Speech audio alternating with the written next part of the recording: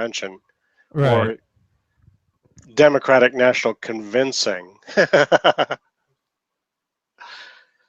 Hello, everybody. It says live. Peace. I still had to finish panning everything. Okay. There we go. So yeah, we are live and we are panned, and we had to change out the microphone because my other microphone decided to absolutely die right seconds before I needed to connect. Now, does that have one of those little batteries in it? Because some of those batteries just cliff dive. No, it cut out, and then when I got it, I banged on it to make it start working again, but that also broke it at the same time as fixing it. Nice. So so it makes clicking sounds now, but it doesn't actually pick up sound from Yeah. So the unscrewing part when you took off the head was a cool sound. Yeah, it would pick that up, but it won't pick up my voice. Yeah, you sounded like you were in another room. Yeah, that was well, these are shitty mics. I don't actually I actually have like a more decent condenser mic. And what brand is that? Just so we let everybody know what a shitty mic is. Well, I had to go walk across the room to where it landed after I tossed it. We flung it. Yeah, right. It is a no brand name listed on it. So, yes, a sign of quality. The guy doesn't put his name on it. Clearly, whoever manufactured this microphone was truly proud of their fine quality craftsmanship. That the only thing that it says on it is when you take it off the coil part inside, it says neodymium magnet cartridge. There you go. At least it tells you what you can replace the cartridge with. Yeah. Yeah. But diamonds. Diamonds. It's a diamond microphone. Yeah. Right. There you go. Right. It's a dynamophone. You've heard of the dynamophone, haven't you? Yeah. It's nothing to do with microphones, but so I was, telling my wife how the show was going. And she kind of goes, by the way, where do you do that show? Because she, I told her about the YouTube feed and stuff. Oh, just in the room. And she says, in that room? She was mortified. I said, well, hey, you haven't seen Jonathan's room. You let people see that room? Yes. I said, no, but the camera angle is just this here. Oh, wait a minute. No, that's not supporting my case. No, that's not supporting my case at all. But rest assured, your room is the neat room of the two rooms that. That was what I was getting at with her, and I don't think she actually gave a shit. you could have brought up an episode to play on your phone for her, and I don't want to. I better try out my CPR skills first, on an actual dummy. I didn't say to actually turn off the sound. Well, no, I mean the sound and the video would I suppose totally there is be that. Mortified. Hey, she survived a whole what was it 2 weeks of living in the same building as a guinea pig. I think she could handle 5 minutes of seeing my room on a small phone. Right. But anyway, so that was fun. So what's the title? What is the title of the show again? Oh well, we got to open the show and then let's open the show. So let's open the show.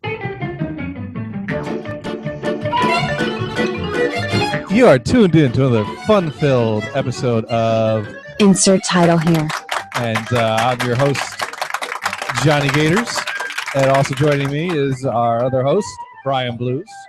Hey, everybody! And another week has passed, and I don't think the internet has seen nearly enough of me all week long. I don't do way too many shows or anything like that. But you did a show. Did you do a show yesterday? You tweeted for help yesterday, and I was on the road. Yeah, I was tempted to stop at a McDonald's, but only to check to see that I hadn't run out of my shield in my game. I play Mobile Strike, you know, the one that Arnold promotes. And if you run out of your shield, you know, they clobber the crap out of you. I see. But I didn't. I got all the way home and I checked it, and I had minutes to spare. Well, there you go. But you did not have minutes to spare to help out with a little co-hosting because it was, yeah. Well, the Dune and Bob show. Let's see. We were leaving Pacific Grove. We were down at Pacific Grove probably at about 8 p.m. So Pacific time. Pacific time. You know, which got us into, you know, you could have just done the show from. You could have just done the show from Pacific Grove then. True, but then, you know, it's a 2-hour drive, and so the drive had nothing to do with it because you left Pacific Grove at 8 Pacific time, right? Yeah, which is 11 Eastern time. Right. The Dune and Bob show is 6 to 8 Eastern. Oh yeah, well that's true. Yeah. So that would not have affected drive time at all. And then you know, you could have done a show live from Pacific Grove, and your wife could have been a part of the experience, and then she get to, you know, experience firsthand what this is all about. Actually, she was working from there. Since we have a nice internet connection, she was working. There you go. Yeah, I could, and I had this laptop with me, so I think you're right. I could have done the show from there. You totally could have. But that's okay. Yeah. That's all right. Yeah. No, I have to think it out. Now, I didn't have my headphones. That's my one defense. I would have been, you know, yelling into the computer, you know, going, you know, and they don't like this, looking like Max Headroom, right? They don't have a Best Buy in Pacific Grove. They do in Marina, but yeah, that's a little far. Oh, okay, I see. Yeah, I just teased it anyways. No, but, yeah. Well, here's what happened. So I put the word out. I'm actually thinking that I would bring the headphones and everything, so I could do the show from the road or from other locations. That would be cool. That would be cool. Yeah. I mean, nowadays, you know, all you need is a laptop and a headset, and you're set for you know, your end of the show. And but so here's what happened.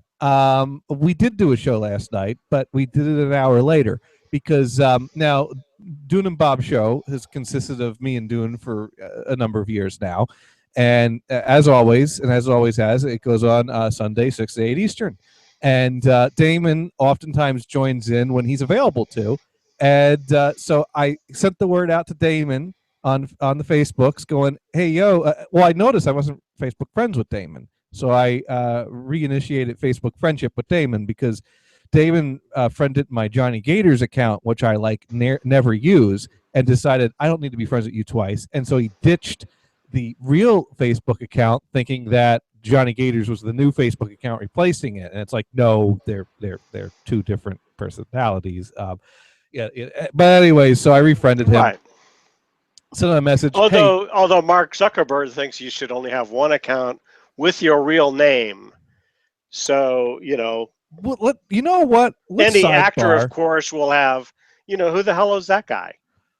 Let's sidebar for a bit and talk about that, because I was looking at Facebook the other day, and how close are we to needing to stage an intervention for our mutual friend Neil?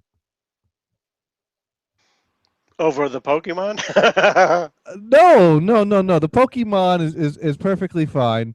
You know, if the Pokemon is a problem that takes care of itself, because if you get too far into it, you get run over by a car and nature takes its course. So that's like the Darwin effect, you know. Right. Darwin takes care of the Pokemon problem. Darwin, however, doesn't take care of the. Incidentally, I pulled it up. You know, I kind of got started to kind of feel what it's like, and to me, it is a horrible game. I mean, it's annoying. It's just annoying.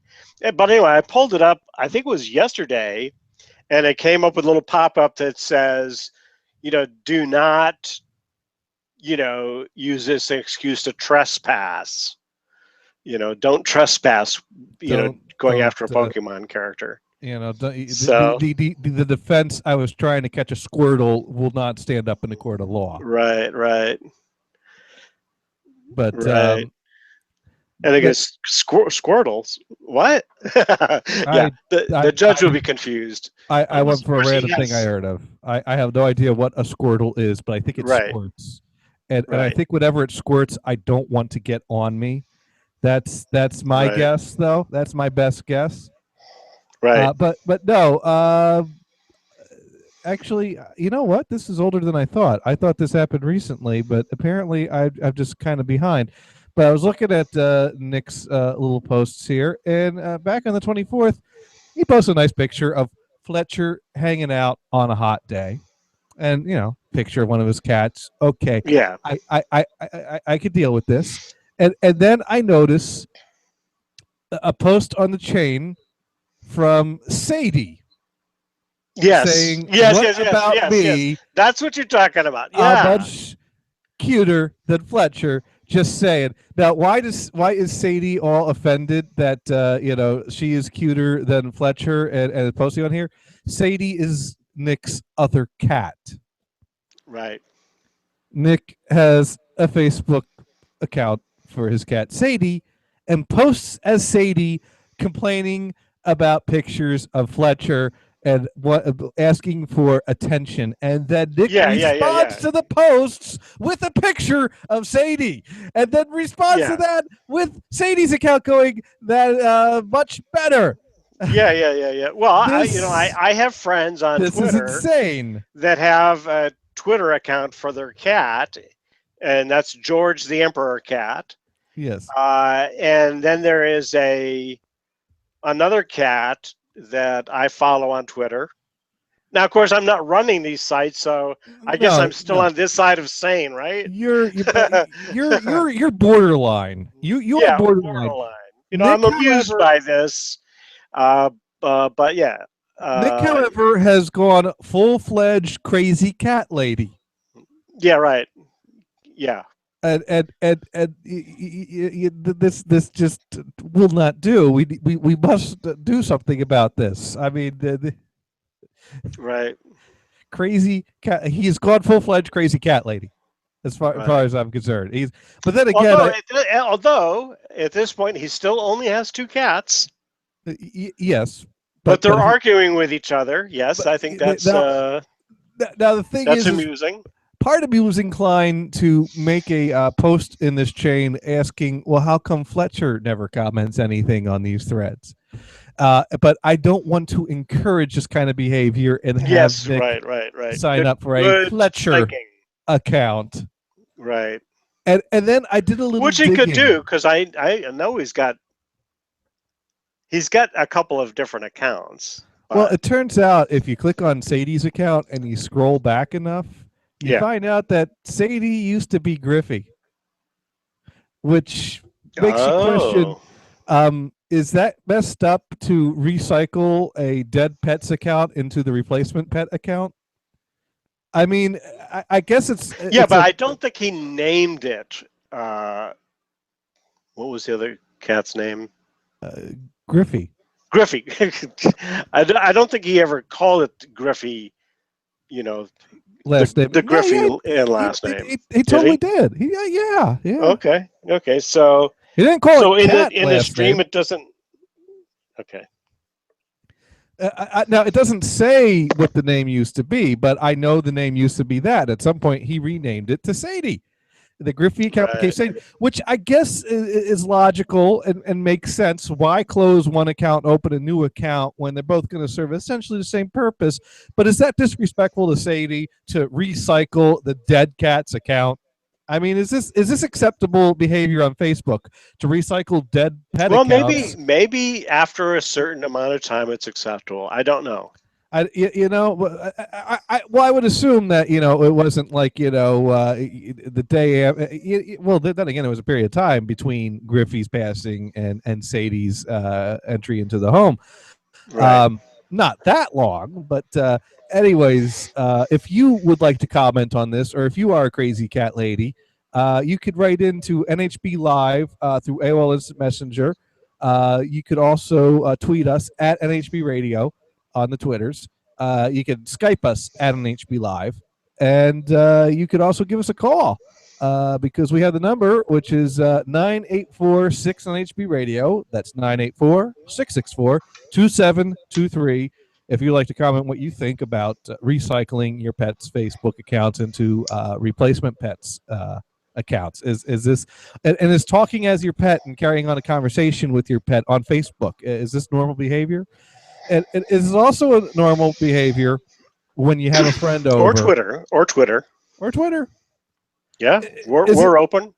Well, here was my first clue that Nick wasn't quite all right in the head when it came to his pets. We Chris and I went over to his house. Now, once again, I jest. Nick's a great guy, quirky, but who isn't? Certainly, I can't criticize someone for being quirky. Like Chris and I go over his house. I'll never forget this. Now Shadow was still alive then, and Shadow was named Shadow because whenever a company was over, that's all you ever saw was maybe a quick shadow out of the corner of your eye as she went to disappear. It helped that Shadow was a black cat. I see. I never saw Shadow. Yeah, but you never know. I mean, was that the Shadow or was that a black cat? I don't know. But Griffey, however, was much more outgoing, and Nick loved Griffey, and because Nick could oh yeah, here's Griffey, and picked him up and started cuddling the cat. He's a little shithead. He's a little shithead, isn't he? Griffey's a little shithead. And I'm just like, okay, do we start the intervention now, or do I call Brian and say, hey, you need to get over here, bring the cake and the banner, Right. But so that was hit number one. But now he is carrying on full-fledged conversations with his cat on Facebook. This can't be good.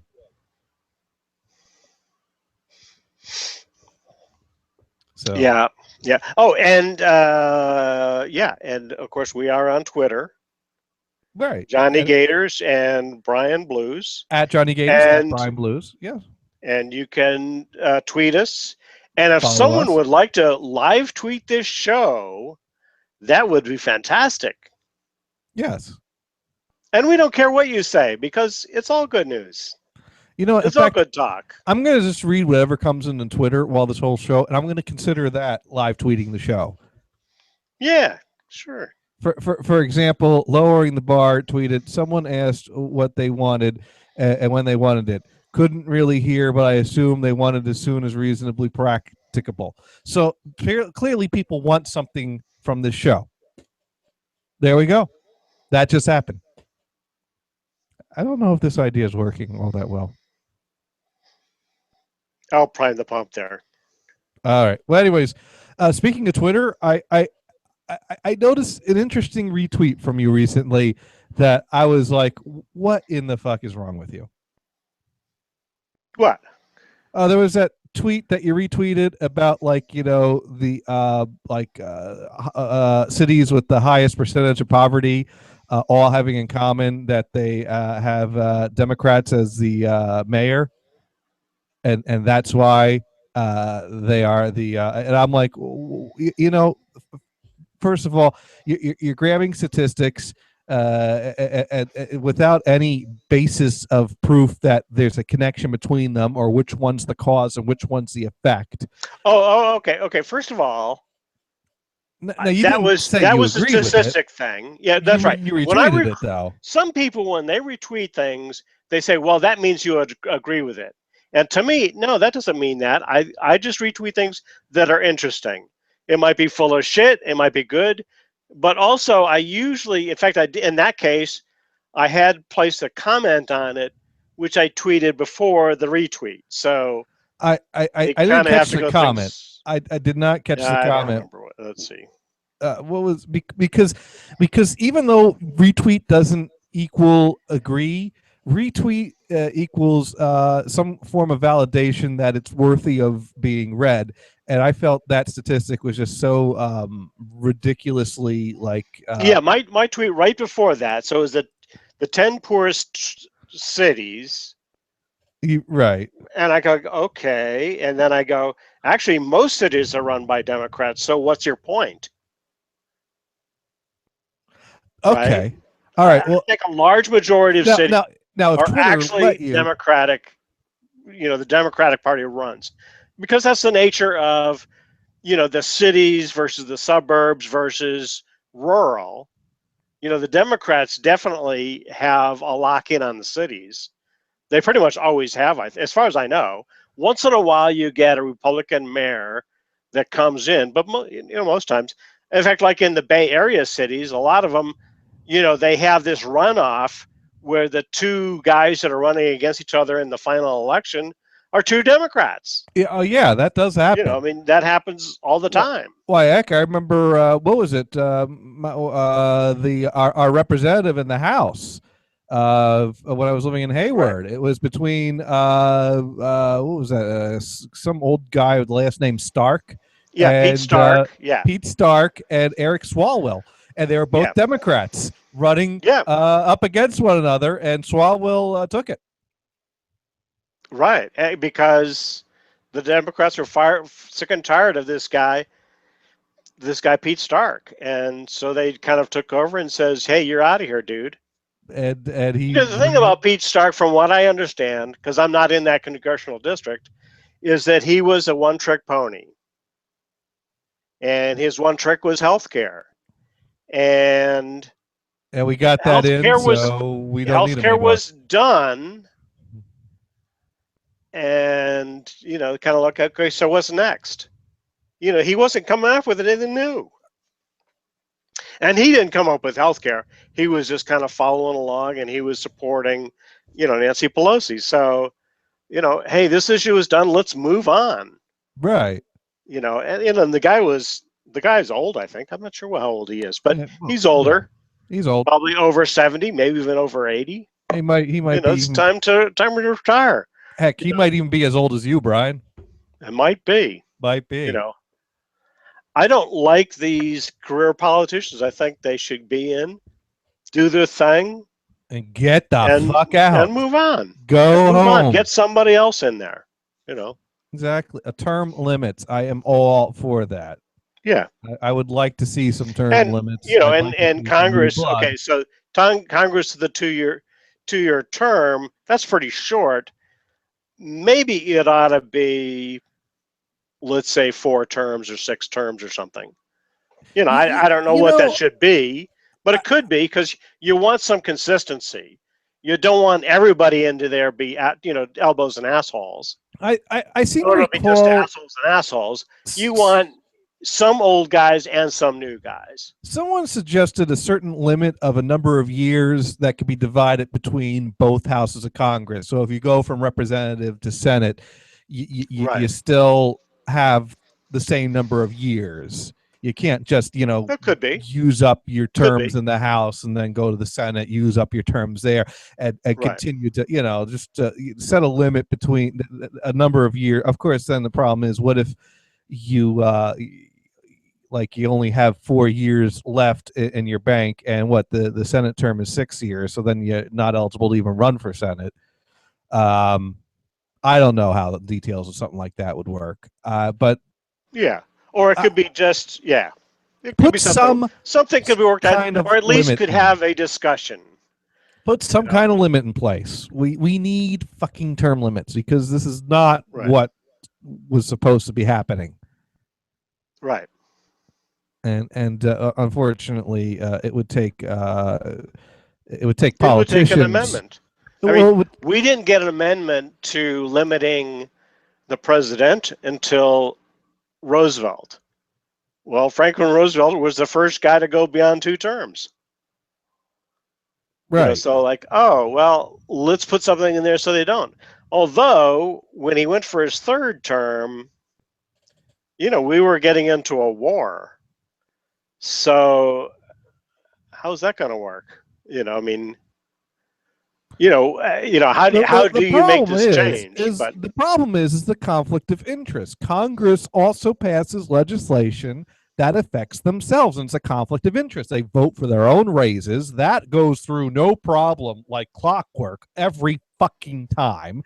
And sure. It is not in their interest to limit their terms. And it seems that no amount of pressure from the public. Maybe what they should do, they should tie their salary, and not but just tied to it, to the minimum wage. Not that they're getting the minimum wage, Brian, but tie it. So if you increase minimum wage many times, then I have said that so many times that the minimum wage should be tied to congressional pay. No, I made that up years ago. I didn't hear someone that. Else I wish I had. I like it. That. Yes, I like the idea. I think congressional wage should be tied to the minimum wage. If you're going to give yourself some more money, you got to give everyone some more money. Otherwise, fuck you. Right. Yeah. Of course, at one time, being a member of Congress was very low pay. The problem is, because they weren't intended. I don't think they were really intended to be paid at all.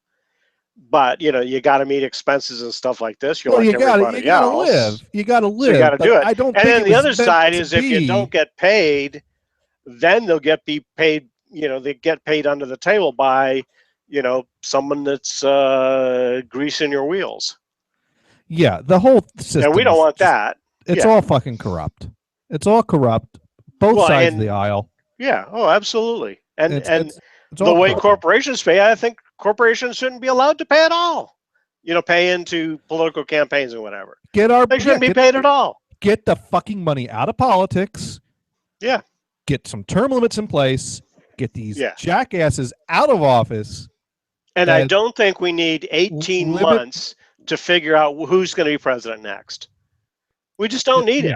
No. They started this 18 months before the before the the national election. Yeah. Why? I mean, I'm so sick of it. I don't even want to talk about it right now. So let's talk about the huge fucking Pink Floyd box set that's coming out. So we got how many tweets on that one? Did you get any? No, but you did tweet something. You tweeted. You tweeted slide, slippity slide, which has a video of a cat. Is that on your computer screen? Yeah, that is on my computer screen. Share it, man. Share it. Yeah, let's let me close the Facebook tab, otherwise we'll plaster Nick's last name all over the interwebs. And I'm sure he will just love that if I were to do that. Let's not do that. Let's not let people in on what VR stands for. There we go. There's cat, there's bag, there's sliding on the wooden floor. The hardwood floor. There we go. Yeah. So it's a vine, so it keeps going and going. Okay. Yeah. Yay! Thank Yay, you, Kitty. Thank you, Brian, for sharing that tweet with us. Right. That was the most significant thing I could come up with on the spur of the moment. So Pink Floyd is releasing a box set in, I believe, November. It's coming out, and it cool. Yeah, it's been retailing for something like $700. It is a very extensive box set that covers 1965 to 1972. Wow. It's got multiple volumes. The first volume covers 65 to 67. Volume 2 covers 68. Volume 3 covers 69. Volume 4 covers 1970. Volume 5 covers 71 and 72, I think. Or is that two different volumes on the same page? And then there's a bonus set of discs which will not be sold separately. All the other volumes will eventually be sold separately next year, except for the bonus segment. So you got to buy the full $700 if you want to get the bonus stuff.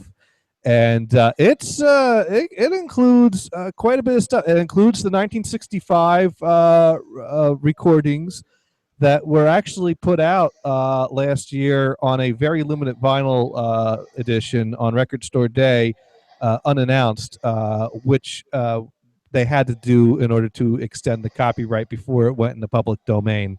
And so basically it was, hey, if you didn't get it, don't worry, something's coming out next year. Stay tuned for that. So this is a set.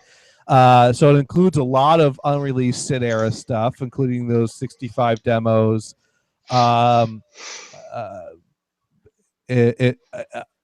the Beechwoods, which is something that has only been available. It was a backing track that they never recorded vocals to, that was previously only available on a very low quality bootleg, which someone recorded with a handheld recorder while like interviewing Nick Mason, and it was playing in the background. First official releases of Vegetable Man and Scream Thy Last Scream, which have been floating around the bootlegs forever, but this will be, professional quality release of those. Live concert from 1967. Has some video stuff. All these sets have DVDs and Blu-ray of different videos and stuff. From 1968, includes the singles from that year, some BBC sessions, live concert from Brussels, Belgium in February. Here's some cool stuff. So here's the stuff that really appeals to me. The complete quad mix of Atom Heart Mother will be included in this box, which is the last quad mix that needs official reissue, because they put out the extensive box of the Dark Side of the Moon that include the quad mix, and the extensive box of the Wish You Were Here that includes quad mix. And well, where's Atom Heart Mother? Well, Pink Floyd never liked that album, so I didn't put together a special Atom Heart Mother box set. But this set will include the quad mix of Atom Heart Mother. So that's cool. There was a quad mix done of Echoes.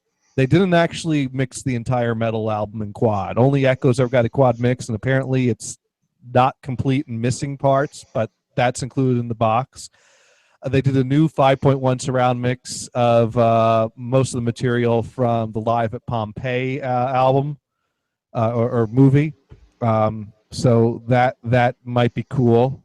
It's not the most exciting surround mix from what someone has told us that worked on the mix, but it is, a decent mix. It's a pretty cool looking set. I'm gonna have to shell out the money for it. So while we're on the quad topic, yeah, I have to get a second job, right? I think I could swing this. Swing it? Okay. Yeah. All right, yeah. Great. Oh, it includes the entire an hour with Pink Floyd at KQED.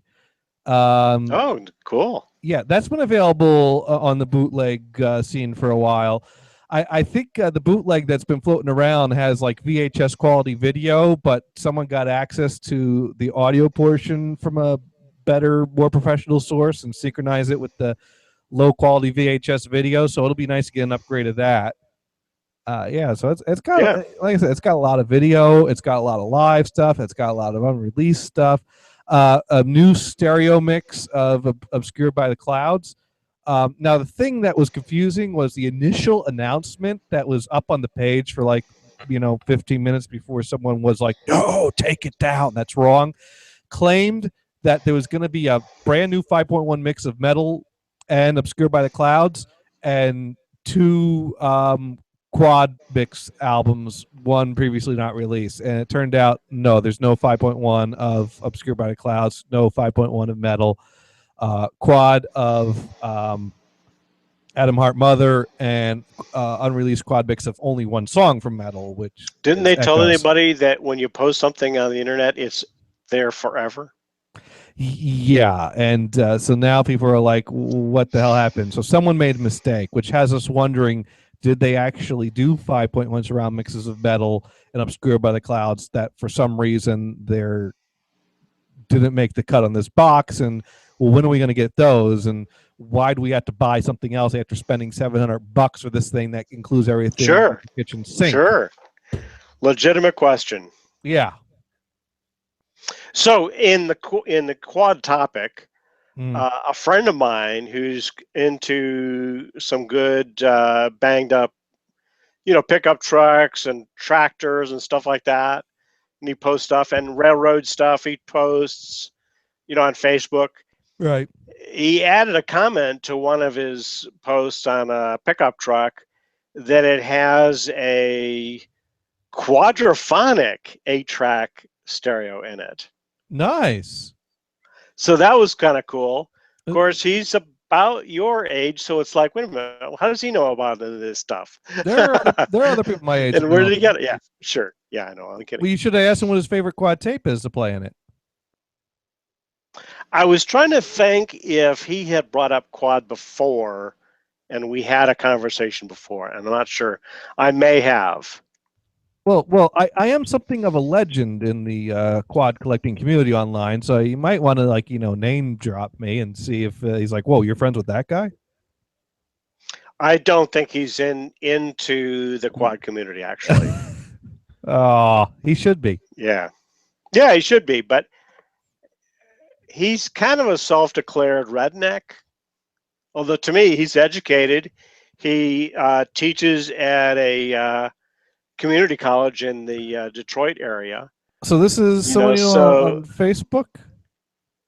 Yeah, and he grew up as he was just a kid when we lived in the Denver area. He was like 14, 15, something like that when we moved away. And he was a skinny little kid. Well, now he's not skinny anymore, but hey, none of us are, I don't think. But no, you should totally. So it's kind of cool, and I also follow his mom and dad, and they live in the Missouri area, I think it is. Well, you should totally ask him what his favorite quad tape is. Yeah, I'll have to do that. Yeah, and then we could live tweet. And I think he knows that you can get quad 8-tracks on eBay. I think he knows that. Okay, so other topic. Remember that photo I sent of that vinyl record store in Pacific Grove? It had the purple colors and they had that small quad section. This is a few weeks ago. Yeah, I remember that. Mixing our topics here. That store is, and very few businesses are Pokemon stops. Interesting. I think the Pokemon people, whoever put this together, kind of says, now that's cool and artistic. They like it. They dug it. And they created a Pokemon stop out of that store. It's usually, like park benches, road sculptures and, knickknacks around town and stuff like that. But this one is actually the storefront itself, which is actually pretty unusual. That's the first one I'm aware of that's a actual. So you've made another stop into the store? I just drove by it. I was on a rush to I discovered it last week. I was going to the hardware store, which is a block down. Which is and I go, which is not. But when I parked the car, I saw there's 2 Pokespots in the area. One is this town library. And then across the street, it's the video store. So, I could go in, do those 2 Pokespots, go to the hardware store, spend 5 minutes. As Nick pointed out, Pokespot stops regenerate themselves in 5 minutes. It's easy for a guy to spend 5 minutes in a hardware store, come out and hit them again, and then drive off. So in a hardware emergency, you can get 4 stops at a Pokestop. No, I thought you made some type of comment that you weren't liking this game, though. Well, this was 2 weeks ago. I was still checking it out. I see, and now this weekend. This weekend, well, I didn't go to that hardware store, but I could have gone by that hardware store to hit them again, but I didn't. I didn't even. I think I went in there as far as looking at. I popped it up, and it's where I said earlier, where it said, "Oh, don't trespass. Don't use this excuse to trespass." Right. So. I'm amused that, when the whole thing, blew up that, this Pokemon Go was going to be a big deal. that Wall Street kind of got excited, and the Nintendo shares went through the roof. Oh, that's great. And it's well, that. Oh yeah, that's right. And then when they slowly Nintendo. realized that Nintendo wasn't the guy behind him, Pokemon, that the that the stock price dropped off again, and those that weren't really in on that, kind of lost their shirt. with the mini NES coming out for the just in time for the Christmas rush, it's not exactly a bad investment. Yeah, I think for the long term, I think it could be good. But before the Pokemon deal is when they were at a nice sweet spot. When the price was low. So now, it shot way the heck up and then it dropped back, and maybe it has to settle out a little bit, get a little closer to Christmas season, maybe September. Then you would buy in and then go, hey, let's ride it through Christmas and see how they do. It's always annoying. When that's what see, investment. Yeah. It's always annoying when you see a spike like that, and it's like, if only there was some way I could have known and taken advantage of that. Because like I remember, yeah. You remember how you get those spam emails about like some type of great penny stock tip, right? The pump and dump scam that sure. someone sends out thousands of emails suggesting like, psst, I got this great tip and I'm gonna tell you because right. I'm a nice guy and we're close friends and we're close friends even though I never met you. Right. And I swear I'm not from Nigeria. Right. And so, this was back when I was working in Maine at the bank. So, this is, over 10 years ago, we're talking probably. And so, this this is around the time we were getting a lot of spam because the bank had subscribed to a third-party service to do our spam filtering. And someone came up with this great solution of we can save a lot of money if we ditch this service and do it ourselves. And it's just as simple as we buy the software package, we install it on the server, we shuffle things through there, and it'll just filter our spam for us. And all of a sudden, we were getting tons of spam like we never got spam before. And so we set the sensitivity higher, and we were still getting tons of spam. And we set the sensitivity higher, and we were still getting tons of spam. We set the sensitivity up as high as it goes. There was no spam, and people weren't getting emails that were very important. So we had to back it off a bit and start figuring out how to fine-tune these filters to block the spam. Right. Yeah, here's my spam filter. I disconnected it. Yeah. Oh, that's USB. So there was a period of time that we were getting a lot of spam in our inboxes, and I got curious. And so me and the guy I was sharing the office with, John, we decided, well, let's start like looking at the stocks that they're sending us about and see if there's really any activity there. And so, we get this, the first email we get, we go in and look at the stock and it's worth like a penny. All of a sudden, I refresh 20 seconds later, bam, it's worth like, it went from like a penny a share to like $20 a share or something ridiculous like that. I may be exaggerating now, but it was something that it was like, holy crap. If we just bought that, like when we first saw that, we could retire or, we could blow off work for a few years, it would have been, and then you start going, can you make money from these spam emails? But the way it works is it's pump and dump. It convinces you to buy it. And then the people that send out the emails, as soon as it shoots up, they cash out because they buy it ahead of time. Exactly. They send out the emails, get everyone else to buy it, and then they sell it. The thing is, in order for this to work, someone has to be left holding a bag. And plus, keep in mind, these companies are just as much a victim as anyone else. Imagine you got a business, all of a sudden your stock prices do some funky shit that leaves a bunch of people that bought your stock on the hook. That's gonna fuck with your business, Then you got a bunch of angry people owning your stock. Right. Hey, we didn't sell this. We didn't make any announcement. It seems to be like because the people that actually produce the stuff could be going to jail, but the pumper and dumpers, they're not going to jail. Right.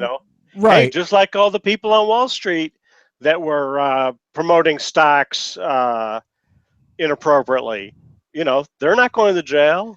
Right. Even this Nintendo deal, where everybody's buying it.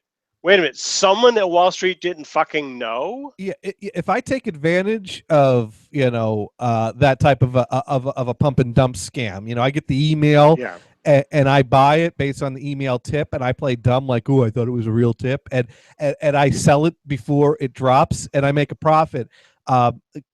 These types of scams usually, things like this get investigated. Are people going to come after me because, well, that was inappropriate for you to have made money on that? You have to give that back. We're going to confiscate that now. Do I get mixed in with this scam, or do I get to probably go home not, with my money? They would be asking, because I would just say, well, look, this is my broker made it available and I bought it. Hey, But I remember now if they can prove insider trading, you could be screwed. But I don't know. It's tough. But a spam email, does a spam I think email that, count as insider trading? I think Martha Stewart spent about a year in jail, right? Right. For insider trading, and I kind of think that she was just the scapegoat. I kind of felt like, what did she do that she needed to go to jail for? I mean, she should have known better because she has a brokerage license. But she used a broker to make her trades, and they nailed her rather than nailing him. I thought the whole point of like buying and selling stock is to do research and know what you're buying and know what you're selling. And so I'm kind of like wondering at this whole concept of, but you can't do it when you know that. But you're supposed to do research and know what you're doing. But you can't know too much of what you're doing. It never made sense to me.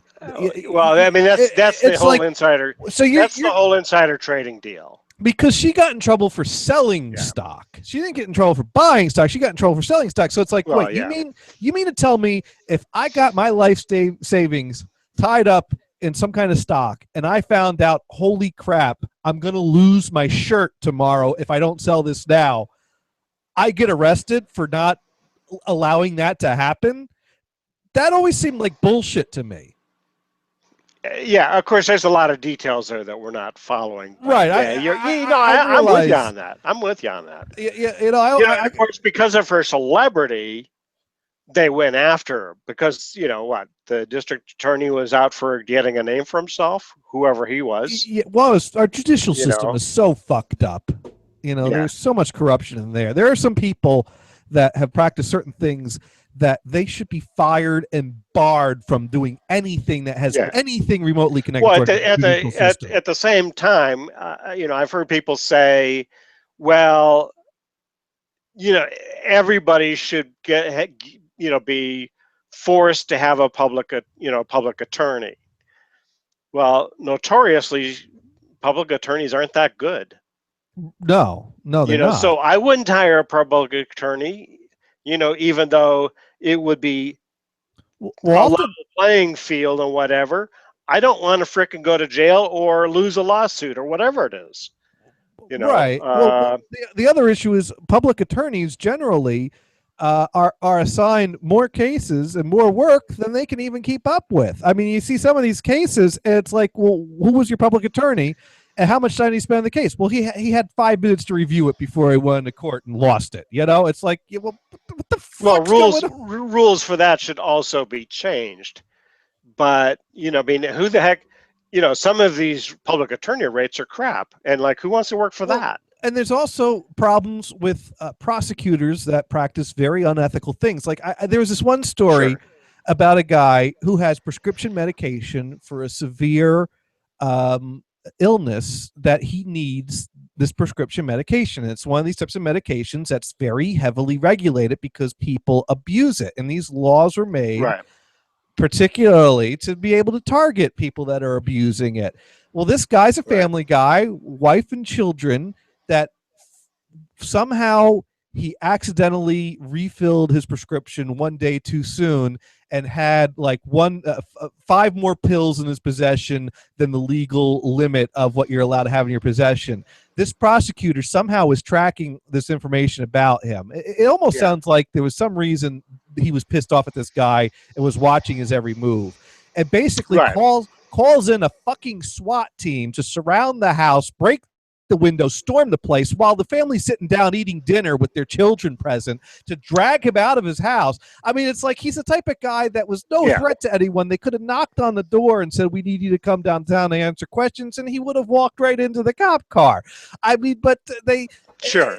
Sure. And then they kept throwing the book at him. They kept, he explained that, look, this was an innocent mistake. I don't abuse this stuff. I legit, the the flip side. The prosecutor would not fucking let up, and it's like, fire that fucking guy, run him out of town, tar and feather the guy. He is not human. Well, in the same token, you've got some elderly people that will have these controlled substances that they're taking, pain medication typically, and they'll go into the pharmacy a day early because that's convenient for them. It's hard for them to get around. They may even have to get a special ride or whatever, and they can't afford, all this bull crap. They go in, they kind of go, "Oh, well, you're a day early. I'm not allowed to give you your prescription. You have to come back tomorrow. Fuck you." And I think that's wrong. That is wrong. I mean, I'm okay with controlled substances, but there has to be a reasonable control. The problem is laziness. No one wants to use any common sense to apply the laws that exist. So then and so then something stupid happens, and what's the response? Well, let's pass another law we don't need to show that we're being tough on crime. And then you get stupid bullshit jackassery like this, where you got some jackass prosecutor that's storming a family man's house during dinner because he has too much prescription pills that he uses for a legitimate purpose. That story really pissed me off, because what pisses me off is stupid things like this ruin people's lives. I mean, this is not just like, oh, that sucks. This is someone's individual life has been destroyed, because this guy's in jail. He can't get to his job. He's going to lose his job. He can't support his family. Now these are people that, the upheaval that is caused, that if someone just took 5 minutes to have a little common sense and go, well, we really don't need to destroy all these people's lives. Let's be cool and figure out what's going on here. But no, there are jackasses in this world that have no problem just destroying people's lives. I don't understand how these people sleep at night, or why no one does anything about it. But how did we get on this topic? So you're holding up your phone. Full of the phone. I just got followed by funny cats and dogs. Okay. All right. Of course I have to follow them back. I mean, it would be impolite not to. The cats and dogs are very offended when you don't follow them back on Twitter. Or you'll get a face like this. I think, well, let's see. Let me put that on the screen there. Yeah, there you go. Oh, there we go. You are getting followed by a cat like that. Okay. Right. I think the only reason that Nick's cats aren't on Twitter is because Nick doesn't get Twitter. He just doesn't understand it. I've tried to explain it to him and explain why actually I like Twitter better than I like Facebook. And of course, number one is that I use the device. Now Facebook is getting better on the device, but I mean, Twitter is made for the device. So, they've had the big. If you show, I've played around with Instagram, and Instagram is kind of like, ooh. It's weird. If you showed Nick how to do Throwback Thursday on Twitter with his pictures, he would get it and he would love it.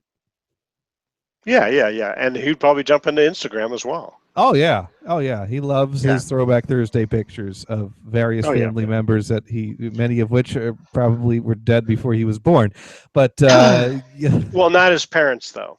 not his parents. Well, no, there's lots of pictures of alive people too. Right. Yeah. Yeah. Yeah.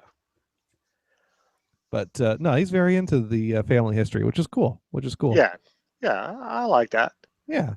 But anyways, so at some point I was talking about the amount of shows we did this past week, and yeah, so we did the Dune and Bob show. We started an hour late because after I couldn't round up anyone, Mars was busy, with his friends, of which apparently I am chopped liver these days. I did manage to get an answer to phone relatively recently, but he still Yeah, you hasn't. talked to him on the phone, haven't you? Yeah, I talked to him before last week's show, and he said he was going to call Yeah. in more frequently. Yeah. But he didn't call in last week, and here we are halfway through this week's show, and it's Yeah. I thought he was going to be our live tweeter. I was really banking on that to be the reality. Yeah. Well, it's been miss or miss when it comes to any type of interaction with Mars these days. I mean, after all, the first tweet that I did about this show was to you and to Mars. So, right? Well, I think Twitter was confused and sent it to the Mars rover. So we're now streaming on on Mars, on the surface of Mars right now. Yeah. So then, like, now mind you, the show starts at 6. At about 6:45, I get a response back because I called Damon, left him a voicemail. I called Video Vamp, asked if he was around. He was busy spending time with the girlfriend. So that, can't argue with that. So I was just out of options. And so then 45 minutes after the start of what would have been the start, so then I sent Dune a message saying, well, I guess you're going to need to queue up a replay. And he didn't even queue up a replay. So it's like, who am I messaging these days? Does anybody is anyone reading my messages? By the way, thanks for tweeting Video Vamp, because now I'm connected to Video Vamp. He probably doesn't even know who the hell I am, but What did I tweet Video Vamp? I don't remember. And then I noticed a couple of, I went through his tweets, and there were a couple of tweets that he mentions you. Just by saying Gators rather than spelling out your name. So he may not have seen his, seen those references. You know what? I haven't seen a tweet from Video Vamp. No, you know what? You must be talking about Facebook, because Video Vamp hasn't tweeted since 2013. Seriously? Yeah, but he might be. But he does post on Facebook. Although Video Vamp goes by his real name of Jason Page on Facebook. No, this was on the name Video Vamp. Huh. Hang on a second. Well, anyways, so basically, when Damon, messages me at 6:45, 45 minutes after the show would have started, going, "Well, I'm just getting home now." I was like, "Fuck it, let's do the show an hour late." So we did it from 7 to 9 instead of 6 to 8.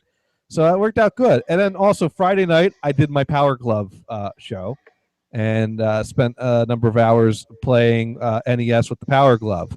And oh yeah, you're right. Yeah, the last one was March of 2013. Yeah, I'm right up to date with this guy. Yeah. So I don't know what you saw where. I don't know how I came across it then. It's a flashback. Twitter doesn't do flashbacks. No, but old people do. Oh, and now somebody's called I Love Funny Kittens, added me to the list Funny Cats. There you go. So anyways, I did my Power Glove show on Friday, and the Power Glove show was a successful failure, or a failure of it. Actually, no, only Dune and one other guy tuned in, and I threw down a challenge at the start of the show. Of course, I started playing the Power Glove with Super Mario Brothers, and I had 2 different varieties of a cherry flavored beer in the fridge. I had bought a 6-pack of Sam Adams cherry wheat, which is, good, tasty stuff. And I had the last 2 in existence of Dune's homebrew called Cherry Fog.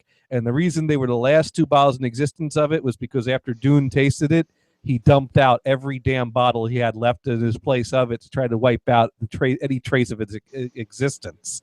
So did he mail you a couple bottles? Yeah, he mailed me 3 bottles. We tried them live on his show, and that's when we found out that after many successful beer brewing attempts, here was the clunker. It was very much had a nice Robitussin type of flavor to it. Robitussin, there's a good sales pitch. Yeah, it was more cherry cough syrup flavored beer than cherry flavored beer. And so Dune was like, dump them out. And I'm like, oh no, I'm saving those last 2 for something. I don't know what yet, but I'm saving them for. So I decided, here's what I'm going to do. I'm going to put on the Power Glove, and I'm going to try to just beat World 1 of Super Mario Brothers. Because mind you give me a normal controller with Super Mario Brothers, I can beat the damn game pretty easily. And drunk, I can almost beat the game. And so I'm like, I'm going to put on the glove. I'm going to pour beer. Oh, by the way, poured the beer with the Power Glove, perfect head. So the Power Glove is great for pouring beer. So at least there's one thing you can do. We'll have to make a note of that for the promo of the revisited or reconstructed Power Glove, right? Yeah. I'm sure Nintendo is that actually a Nintendo product or a third party? No, that's a Mattel product. Oh, that's right. You were telling me that. Yeah. Yeah. Right. Yeah. I mean, Nintendo endorsed it, or but it was a Mattel product. So, anyways, I was like, if I can beat World 1 before I finish this beer, I will pour a Sam Adams cherry wheat for my next beer. If I can't beat World 1 before I empty this beer, I'll be drinking the Dune Cherry Fog for my next beer.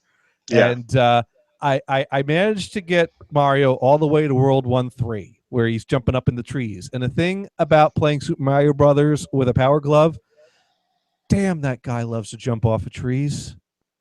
I don't get what happened to you, Mario. When did you become so suicidal and decide, ooh, I'm on a tree, let's jump off of it. Ooh, I'm on a tree, let's run off of it. Ooh, I'm on a tree, let's run towards that. Let's run towards that. Let's run towards that edge. Off of it. Damn, Mario. I could not clear World 1-3 at all. So, I now have 1 of Dune's Cherry Fogs left in the fridge now. And that stuff did not get any better with age. I'll tell you that. It was... but it's in the fridge, right? Yeah. But it's probably still too cold for actual aging. You know what? Nothing can help this. Nothing can help this beer. Right. You can't age a bottle of Robitussin. Yeah, right. Yeah, that's true. That's true. Not maybe you need to stamp on an expiration date. Maybe. I think the expiration date is the day before it was finished brewing. Right. Yeah. Oops. Yeah. So I got 1 bottle left. I don't know what's happening with that, but anyway. So that was, and I played some more Power Glove that night. And I have added to the Power Glove collection over the weekend because we went out to the movies on Saturday. What did you go see? We saw the new Ghostbusters movie. Oh, cool! Did you like it? I liked it. Good. I'm not an overly critical type of guy when it comes to movies. The whole thing is it should be just fun. Yeah, and I had fun. And it was great. And so after the movie, we swung by the mall because we needed to get Kristen's phone converted over to my phone account. Because for a long time, when I moved to California, I got Kristen a flip phone because she had a phone that was like on her parents' plan. And, we moved in together and she's moved out of her parents' house. And it's like, well, gee, how maybe you don't need a phone that your parents are paying for anymore, independence and all that great stuff. And so I found the cheapest damn flip phone I could find for Kristen. Why? Because I was, unemployed. Actually, I might have not done that until after I got a job. I don't know, but at some point I got her on this cheap flip phone with T-Mobile, and it was one of these things that at some point T-Mobile doesn't even offer that kind of service and that kind of phone anymore, but you could be grandfathered in. And I had my smartphone through Tharco, and all of Kristen's family had smartphones. And the thing is, though, is that her flip phone was like $15 a month. Smartphone is like, 60 to $80 a month. I just couldn't justify that monthly expense. And she was never demanding of that. And she was perfectly fine. It's like, you have your laptop. You have. I bought her every latest and greatest Game Boy. I always made sure she had a decent laptop, and she had a phone. What more do you need? So and that was fine. But her mother was always like, you really should have a smartphone. You should get a smartphone. You should make him get you a smartphone.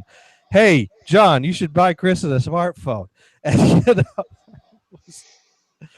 so at some point, Chris's mom decided, that's it. I'm putting you on our plan and you're getting a smartphone. And I was like, fine, whatever. You want to pay for her phone, pay for her phone. Shame me, why don't you? So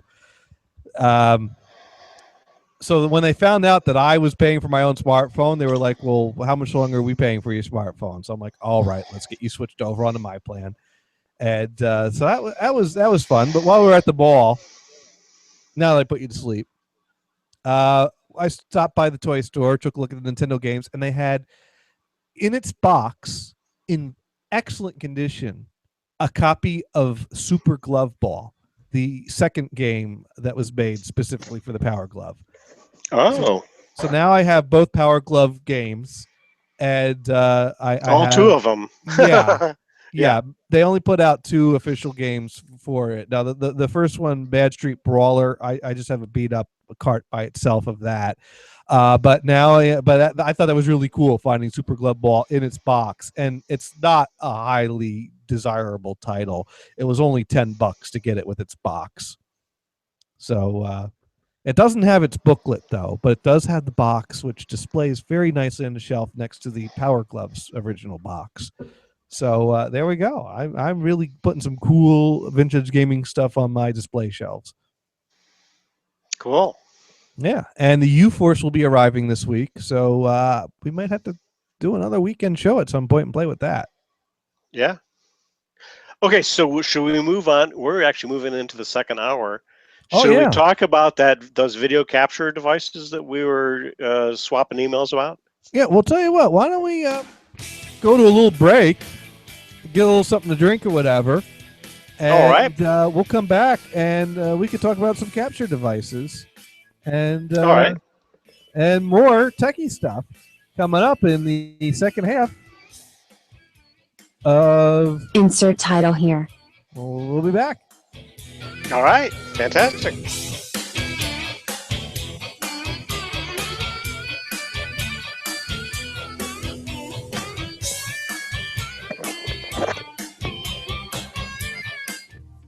You are listening to the No Holds Barred Radio Network. Visit us on the web at www.nhbradio.com. Now come on over here, lie down on the bed, and let me put my penis in your armpit.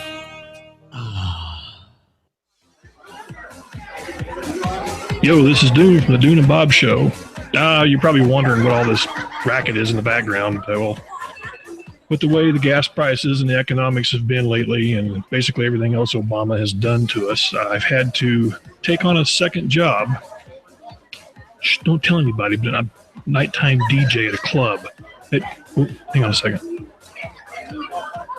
No, hey, look at the sign. It says absolutely no requests. Yeah, leave the DJ alone. Yes. Thank you. No, I am hang on, let me get my card. I am constructing a mix of songs to create a vibe/journey/musical experience outside the catering to an individual's desire to hear my song, if you know what I mean. If you can't live inside the music, you should just stay at home and listen to your iPod. Requests are for scared, musically uneducated dweebs who have no desire to learn about new good tracks or experience the art of modern EDM. There. Jeez. Oh, okay, she's done. Hey, by the way, just to let you know, a little secret. I found out that DJs really don't do anything. All I'm doing is just replaying something that Vamp recorded like a month ago. It's really simple. That's why I can't do requests. But listen, I was sworn to secrecy by the DJs of America Club. Geeks even made me pinky swear to it. God. So anyway, Duna Bob Show, Sundays, 6, 8 Eastern, nhbradio.com. Be there. No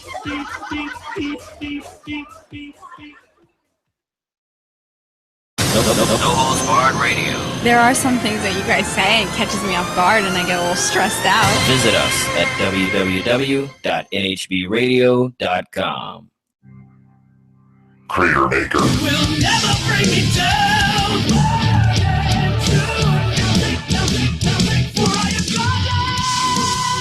Crater Maker. www.cratermakerband.com. EP now available on iTunes, Amazon, CD Baby, and Bandcamp. www.nhbradio.com. Your source for poop. I said poop. Do you know somebody that complains constantly about Dell, Asus, motherboards, Intel, printers, faxes, soda, and may possibly be considering the fact that his own anus is conspiring to destroy all of his computer equipment? Worse yet, does this person constantly complain about massive PST files while sending 8-page emails? If you answered yes to any of the above, then what you need is the Jonathan Gators TLDR email filter. That's right, this innovative new program can take even a Gators rant and extract the few pieces of relevant content therein. Let's see how the program works. Firstly, let's take the average Johnny Gators email. God damn it, there is no code I can count on anymore. Where does the disk operating system overwrite? Right over the few meg that has the file I just deleted seconds ago by accident. Way to go, unnamed uncredited person that threw the code into a dumpster to be retrieved by Bill Gates. You were right to throw that away, it fucking sucks. Next time you decide to write shitty code, get a fucking paper shredder. My, what a steaming pile of bullshit. But let's see what the TLDR filter can make of it. Oh no, I broke my computer again. What a dick I am. The program then presents them in a 6-line format to maximize relevance with minimal waffle. As you can see, this new product is an amazing thing. And how much do you think it costs? $50? $100? Well, you'd be wrong. Because we're giving away the Jonathan Gators TLDR email filter for free. Because, let's face it, it's an act of fucking charity. So pick up a copy of the Jonathan Gators TLDR filter for your email client today. The average user claims that they save up to 6 to 8 hours worth of productive time per day when they don't have to read Gators mail. The Jonathan Gators TLDR filter. The most exciting new productivity tool in the world.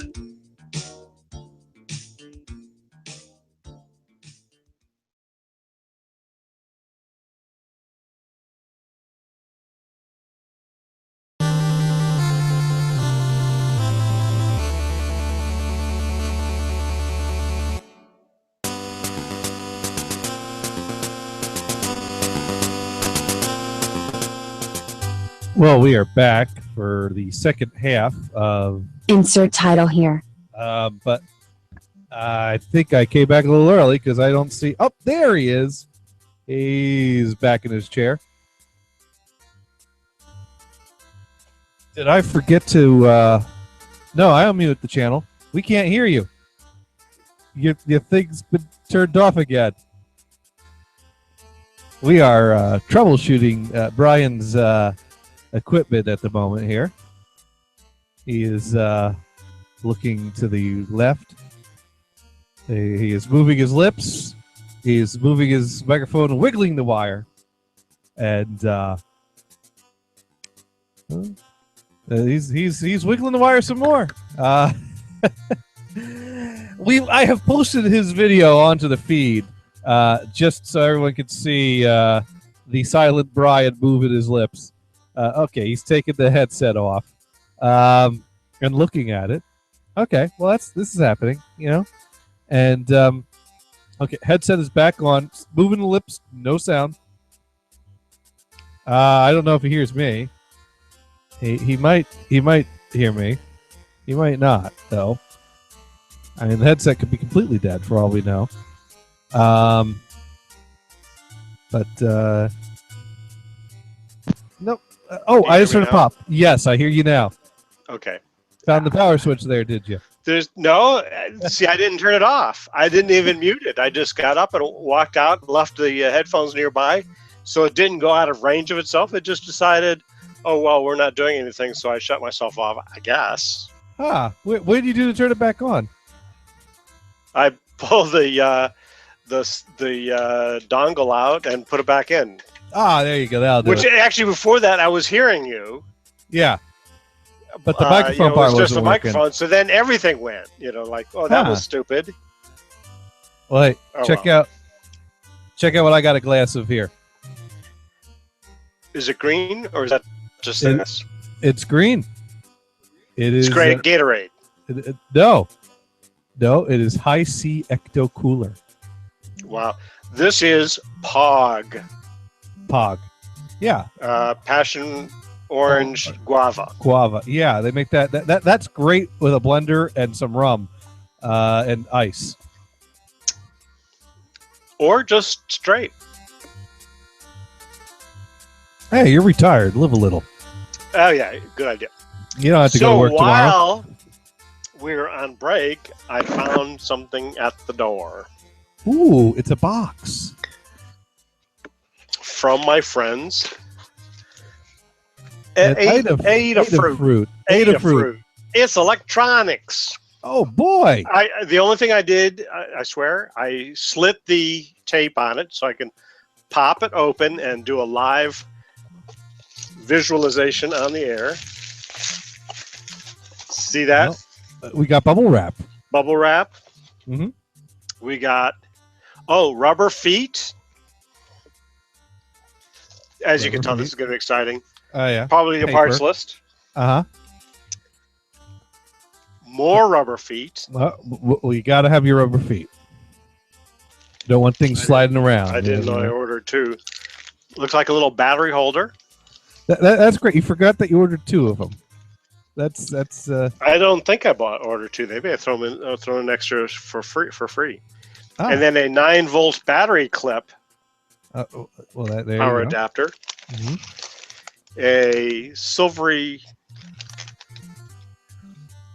thing. This is this is a PWM servo shield. This drives motors for like robots or whatever. That's cool. Some headers. I bought all kinds of shit. Yeah, I see. Another power supply, AC power supply. These all have the same plug end. Another board. This one is a Proto Shield for Arduino kit. That's actually kind of breaking the ice on what this all is. This is a USB, with was it the B type? Okay. On it. So what are you building with all these parts? Some more headers. Mm-hmm. I'm getting down to the bottom of the box. Really. Oh, this is a mounting board, so you can put your projects on it. So you can do some mounting. Yep. And it just fell to the floor. And an Arduino. Arduino. This is the some might think of it as a competitor to the Raspberry Pi, but it's not really, because it's not a standalone computer. This is a little bit smaller than Raspberry Pi. What does it do? It's just a microcontroller, so you can put stuff on it and make it go. The advantage of it over the Raspberry Pi, the Raspberry Pi has all kinds of stuff going on, and it's not always the best for real-time control, where you need to have the thing react to the real world instantaneously, where this doesn't have all that extra baggage, so it just goes. This is the, shall we call it, the mother version of the little chips, you know, that I showed off before. Where's one? I see. Well, that's, so what are you building? Well, one of the reasons why I got it, okay, so here's one of the little ones, right? This is the little brother that I got earlier that I was doing some projects with. Where did I put that stuff? I think half my crap is falling on the floor. So again, here is the Arduino. Arduino. That's the Arduino. Move it up. And then this is the Pro Trinket, which is a much smaller unit. This, of course, is just this is mounted on a breadboard. So this is the size of the actual computer. And then I've got the other little brother also mounted on a deal. But I take that off.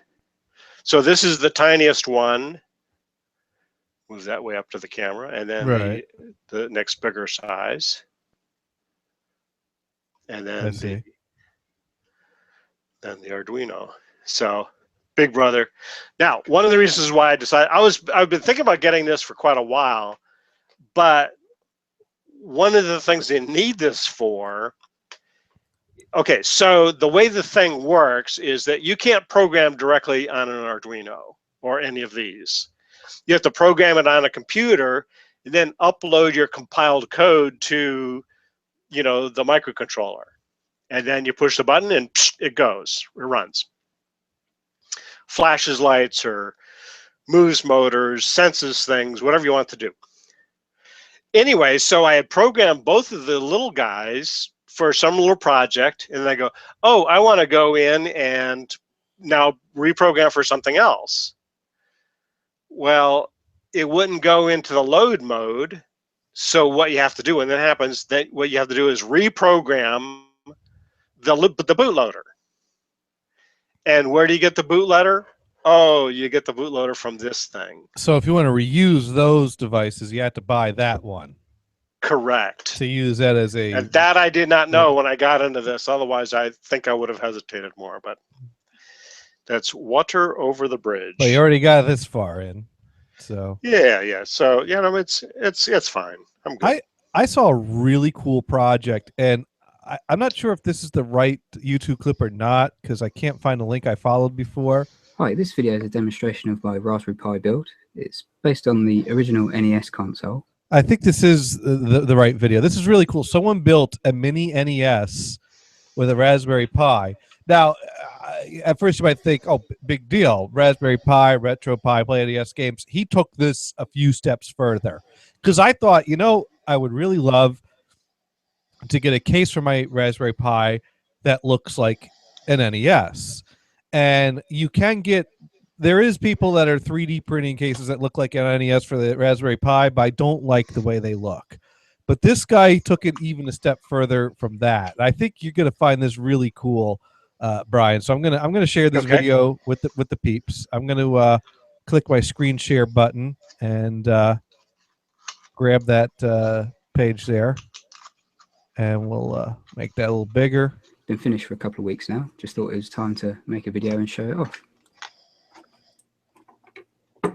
And he started this project before the NES Mini was announced. Okay, put that in focus. So it has a 3D printed case.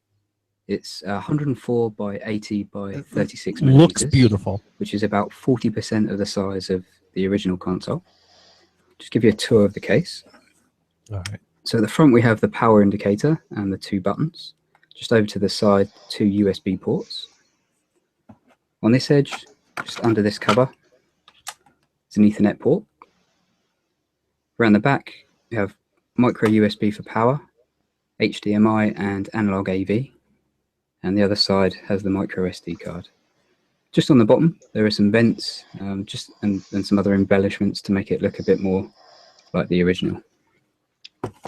Okay, I'll hook it up now and show you how it works. And this gets really cool, what he did with this to make it work like an original Nintendo. Okay, hold down the button just to get it started up. So and, it boots up into Emulation Station. It has a Raspberry Pi 2 board inside, and it's running RetroPie 3.7, which is based on Raspbian Jessie, and should boot straight into Emulation Station. So it might just be a couple of seconds. And there we go. But what I've done with my build is make the cartridge slot functional. And I'll just show you how I've done that. Inside the case, just unclips. You can see there, if I get that in focus. Will it focus? There you go. So there's a little indentation there. There's one of those on each of the sides and a tab in the top. And it just allows the case to click together without screws. I learned how to make these in a video by Noah from Adafruit, and it's really handy way to put together 3D printed stuff. So here are the insides. Cool looking case. Of the Raspberry Pi board there. I had to remove the USB ports. I moved 2 of them to the front, and the other 2 are used for Wi-Fi and Bluetooth dongles. Here the indicator light and the switches are wired to an Arduino. And that's also wired to the cartridge slot over here. Cartridge slot is an NFC reader. And that allows me to read data from an NFC tag and then determine which game I should be running. This light is an indicator which shows the status of the cartridge slot. Orange means empty slot, and then green would mean a good cart, and red if the cart's bad. So he built show you those now. Miniature carts to use with the NFC reader. So these are 3D printed. I made little stickers to go on the top. Those are awesome. They have an NFC sticker, an NFC tag inside. Yeah. And that's what the system reads when you insert one. So if I show you, I mean, this is absolutely awesome what he's going to do here. Show you Super Mario Brothers. The mini cart into the mini NES, goes in slides in, clicks down into place, just like the original. Hit the power button, just like on the original. Game loads. The game starts. So the power button works a lot like it does on the original system. You press it in. That's cool. The reset button has a couple of functions. Yeah, that is awesome there. Anyways, you get the idea from that point. Now that I would not mind having one of those. That is pretty fucking awesome. Yeah, I mean to me that's the perfect idea. Yeah. You're using the new technology to not only emulate but to replicate essentially the original. Yeah. Now and to me the shame of that new NES device that's coming out, wait a minute, it doesn't have a slot for the cards. No. Well, the thing is, though, is that the cart is more a cool factor because that's redundancy and that's extra. I mean, in reality, all the games are in that box without the carts. The carts just allows you to kind of mimic the old way to do it. You could just, with a control hook up to a USB port, go through the menu, load the game. And that goes to show that Nintendo put out the device that has 30 games on it. You can hold like 300 games in a device that size easily. And Nintendo owns quite an extensive library of games, but they keep pricing them at a few bucks each. So they don't want to give away 300 games for $60. Sure. But now, will they have a way that you can get and load other games that are in their library? As far as I know, this device that they're going to be selling isn't expandable. But once again, this is not for a hardcore. The market for this device, if you're building things with Raspberry Pis, you're not the person Nintendo has in mind for this thing. Right. Sure. They're playing up to the nostalgia factor to the more average Joe type of person that's like, oh, those are 30 cool games. That's right. Yeah, this is the game machine that your grandfather grew up on. Well, actually my grandfather did own an NES. Right. But mind you, he was my grandfather when he got the NES. I was alive with it. I think that I never completely understood that. I think it was more a gag gift type of thing. Like, here, have a Nintendo for Christmas. And he played a little bit of Super Mario Brothers, but he didn't play it a whole lot. Right. And at some point it ended up actually. I think I'm. My next trip to Heart Lake, I'm supposed to take that because they mentioned, oh, we have that Nintendo there still. We don't want it, and we have the joystick for whatever. I'm like, oh, I'll take the joystick. Like, no, if you're gonna take it, you have to take the whole thing. Deal. Okay. So that means I'll get that, which also has the original box, I think, still, which would be really cool. And that means I can give Seth back his NES and be like, well, here, you could go, hook this up and. Because he was very I think it's a cool idea that they have these, NES cartridge and other cartridge readers that you can get them into through USB.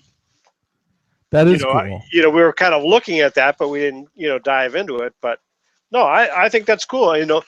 There's, shall we say, life for these old games, and yeah, I don't really care that Nintendo makes any money on it or not. They've already made their money as far as I'm concerned. I don't care. Yeah. At some point, when does this stuff go into the public domain? Well, they're probably arguing never, but yeah. But the flip side, though, is if you've already paid for it, why can't you continue to use it in whatever format? The same with records and cassette tapes, etc. Why can't I just play that music or that game again? Well, that's the thing. I mean, there's different levels of legal and not legal. I mean, it is perfectly legal to back up your own stuff for your own backup purposes. It's perfectly legal to make your own personal copy of things for convenience to listen to things or play things. It's when you start sharing them with your friends that you venture into the realm of illegal. And, right. There are a lot of people that are playing with these Raspberry Pi devices that have these ROMs that do not have a reader, which means that whether or not they own the game, they obtained a copy that was unauthorized. And I mean, owning the original copies of the games offers a certain level of legitimacy in that it's plausible and feasible that if someone comes, SWAT team surrounds your house, breaks down the door, you could be like, I have the original carts here. I made my own ROM, and my cart reader broke, and I threw it out. And that's. I mean, it's perfectly legitimate to say go to eBay, and you find, oh, here's this version of Donkey Kong. I love that one. I got it electronically off of some illegal download. But if I've got to own the cartridge, then I can use that download for my own use. I think that's perfectly legit. I bought a legal copy from eBay, but I'm using the hacked copy, from the internet. Well, there's legal and there's ethical. There's moral and there's legal. As far as the legal realm is concerned, if you obtain that illegally, I mean, it's the law was broken when that person shared it and when you obtained it. Can you reverse that? Well, you can legitimize it, but it's still an illegal act that still occurred. This is true. Okay, I can buy that, but ethically, if you say, well, I'm going to go buy a legal copy so that I can use this illegal copy, I'm okay with that. I think that there's, I always said I practice ethical file sharing.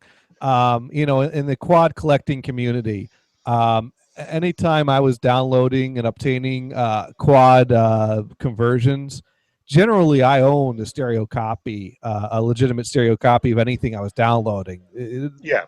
People got my money, and when they put quad mixes out legitimately, I bought them. I mean, heck, I bought this huge Chicago set that came out recently. You know, so I always felt that I was, you know, in the moral and ethical correct side of things.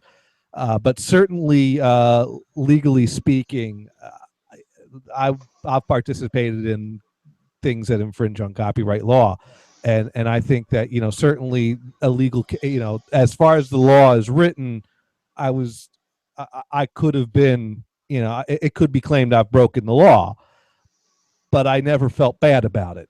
I always felt that I had not actually done anything morally wrong with my sharing. You know, I buy stuff, and anything I was downloading is something that I've paid for in one format, and I could not obtain legally in the format I wanted.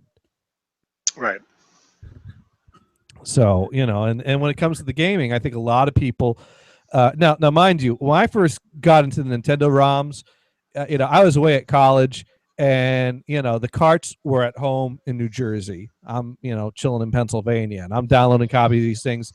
And also, there were a lot of games I played at friends' house that I never owned a copy of, and I go and I download those ROMs too. So, you know, I'm entering a gray area there. But once again, it's like these things are so old, you know, you can't even buy a copy of this anymore.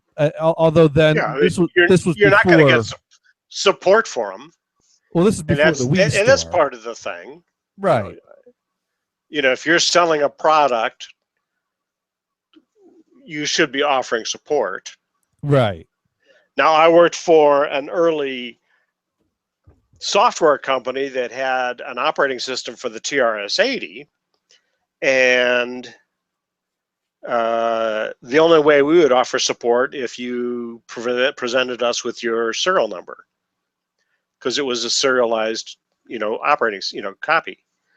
And we took your word for it.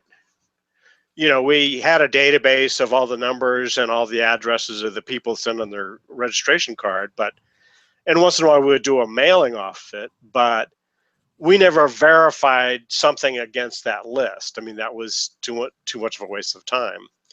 Right. But, you know, we respected that people got legitimate copies, you know. In fact, we had put together this advertising that we never released. And there was a sketch of a pirate, you know, with captain's hook and the diskette off the end of the hook. And, you know, basically this is the only way you can get it cheaper than what we're selling it to you for. Right. But we never ran that ad. We kind of go, well, you know, it was a cute idea. I think it was an advertising agent that had suggested it. I mean, it was a cool idea, but we decided not to run it. Well, what I liked is the games that would detect if it was a pirated copy and then punish you for that. That actually had coding in the game. Like I think there was a Batman game that you get like an illegitimate copy, and it works perfectly normal until you get to the point where Batman needs to float or fly somewhere, and you jump, and the flying mechanism doesn't work, and he just plummets to his death, which then results in forum posts going, how do I get Batman to fly? How come Batman doesn't fly? Which results in everyone going, well, first of all, you have to buy a legitimate copy. Oh, I did buy a legitimate copy. Nope, that's copyright protection right there. That you know, it's only illegal copies that have that problem. What machine was this on? Busted. I think it was a PC version. A PC, yeah. Yeah, copyright protection was a really big thing on the PCs, but I think it got to be a pain in the ass for the vendors. I mean, they were probably getting all kinds of return product and crap that, hey, this shit doesn't work. And even though that was I mean, hey, you're talking about magnetic media that is actually relatively volatile, and you could write to it. Yeah. And, you know, screw yourself. You know, and that was before CDs came out, where, you know, it was burned in. You couldn't write to it, you know. And they would do weird stuff, like they would have specially bad tracks and shit like that. So if you attempted to duplicate it, well, the bad track wouldn't duplicate correctly. So Right. you know, so it's, Well- but there would be always ways around it. There were hardware devices that would exactly copy the bad tracks. Well, You know, so the only guy you're protecting yourself is against. You're protecting against a legitimate user, you know, and you're pissing him off. Yeah, yeah. The pirates are exactly. going to get around it anyway. So, But then there was another game that it would detect that it was a pirated copy, and if you're playing the game and it detects that it's a pirated copy, you end up in like copyright prison or copyright jail, and the like police officer, like they show like the image of you in the jail cell, and the police officer's lecturing you on the evils. Of course, there's no way to quit or exit out of this. You have to actually shut the computer off to shut this guy up. Right. Yeah, but I remember some of the early methods of copy protection were quite laughable. Some of the early Sierra games would involve some kind of a question at some point in the game that required having your instruction booklet as a basically decoder ring type of thing. Oh, yeah. You know, you must. So if they gave you the disc without the booklet, you're screwed. Right. Because like in Leisure Suit Larry 2, you had to enter in the phone number for the picture of the girl they show on the screen, and you had to get the right phone number from the book there. You know, this was copy protection that could only be thwarted by someone that owned the highly sophisticated device called the photocopy machine. Right. Which is very rare. Very rare, unless you work in any major office in the country. Right. You know. So actually, one of the schemes that they like to do is to have a, you know, those hologram images. You know, oh yeah, that's cool. Well, I met a guy that kind of says, hey, you know what, these things are not that difficult to, you know, you need a little specialty equipment, but you know, not that hard to duplicate them as well. And he showed me some of his work. You know, he had this coin, hologram that he showed, and then he showed the original. It's like, hey, see, they both work.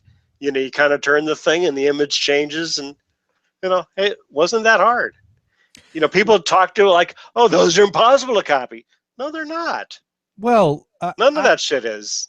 And I don't know what it involves, but I know there are some quite impressive. I've seen some very impressive holograms. There was back when I used to hang out with the guys in high school, Genocide Rob and Doogie. The three of us would, hang out on the weekends. And at some point in time, someone came up with the idea of let's drive out to New Hope, Pennsylvania and check out the shops there. And we did that maybe 2 or 3 times. And before that got old. And there was some cool shops there. And I remember they went there and they bought laser pointers. And then we were always just, whenever we were driving, point the laser pointer out the window to see how far of a street sign we could hit with it. And that was having a good time on the weekends. But of course, laser pointers now are yeah. You're gonna take down a plane. We didn't name it planes, but see, my favorite thing, in college was you're driving down the road and you throw a dart at a stop sign. Dunk. When you're traveling at 60 miles an hour or whatever, and you throw a dart at a stop sign, that's a fucking bitch to get out.